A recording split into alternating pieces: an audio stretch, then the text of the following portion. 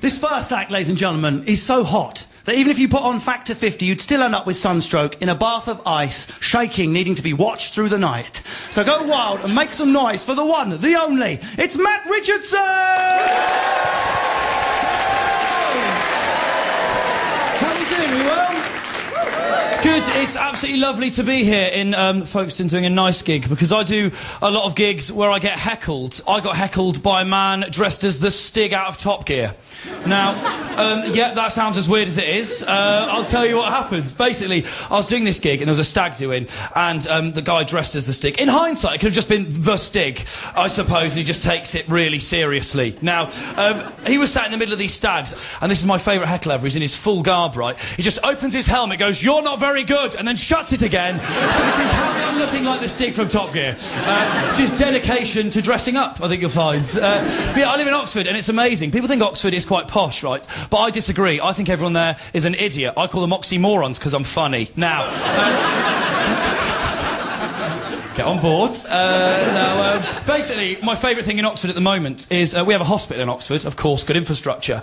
But in that hospital, there is a ward for Alzheimer's patients. And I promise you, there is a sign over the door calling it Memory Lane. Right. That is the sickest joke in the world by the NHS, isn't it? How terrible is that? I'd love to think in the same hospital somewhere, there's a ward for amputee patients called Limbo. That'd be brilliant. I'll tell you something, you know there's been an election recently, right? In Oxford, people were putting out signs in their garden to say how they were going to vote during this election, as people do. And there's a man in my street that put out a sign that had nothing to do with the election while the election was on. So in my street it went, Tory, Tory, Tory, Santa, please stop here. Tory, Tory, Tory, right? Which is just ridiculous, isn't it? It's lush. But you know, like, I think, I love these weird little moments in life. I call them nice one moments. Because the only thing you can think to do when you see them is go, nice one. Like, I used to work in a job organising corporate fun days. The one we organised was a spy day. And what we'd do is we'd send you all out to a big house for the day, and you'd all go and pretend and be spies and do all these spy games. Now, I didn't do any of the spying games. I worked in the office doing the paperwork. And we used to have to send out a form to employees to fill out when they came to do our spy day. And what happened was there was a question on it that was just, what spy skills will you bring to your spy team, right? And people just used to write really weird things in that box. One man had written, I still monitor my ex-wife.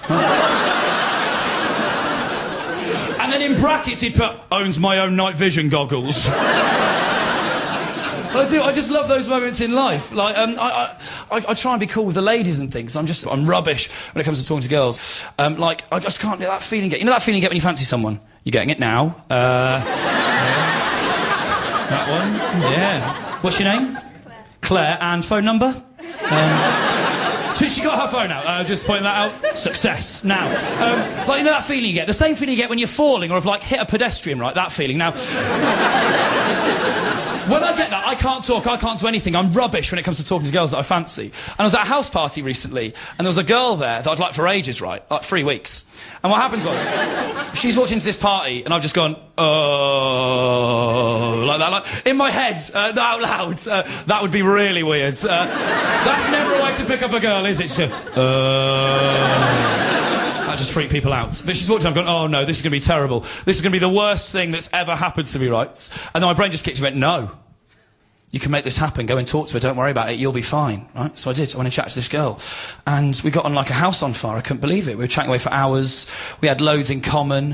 It even started to get a bit romantic. Yep, Can You Feel the Love Tonight from The Lion King came on the stereo, it was really nice. I should have known, it was my Disney CD, but anyway. We were chatting away. It was going really well. It wasn't a Disney CD, it was a compilation CD, it was that and Taylor Swift. I'm cool. Now, hey, if my heart could write songs, they'd sound like hers. Now, what happened was, we were chatting away, it was going really well.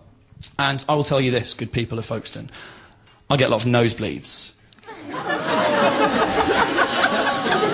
It's normally, when I've done something good that day, my brain just reminding me I'm a massive tool. So what happened was, we were chatting away and it was going really well. And she just starts to recoil away from me. Right? Oh my God. Right? And I can just feel the blood starting to drip down the side of my face. And because I'm an idiot, my brain failed me. And the only thing I could think to do was to look at her and go, that means I like you. Well, I love Radio 2. I'm really happy to be here recording for Radio 2, so I love Radio 2, all them sort of young and things. I'm expected to listen to Radio 1. I like Radio 2. I was recently in my car, driving up the motorway, and I Will Always Love You by Whitney Houston came on. Now, I'm not afraid to tell you people, I sang that bad boy at the top of my lungs, right? The only way you can when you're in your car. And I'm sort of bombing up the motorway quite happily, singing along. And as I'm doing so, this big, sleek, black BMW with a businessman sat in the front has overtaken me. And as he's overtaken me, we've looked at each other, and he is also singing I Will Always Love You by Whitney Houston.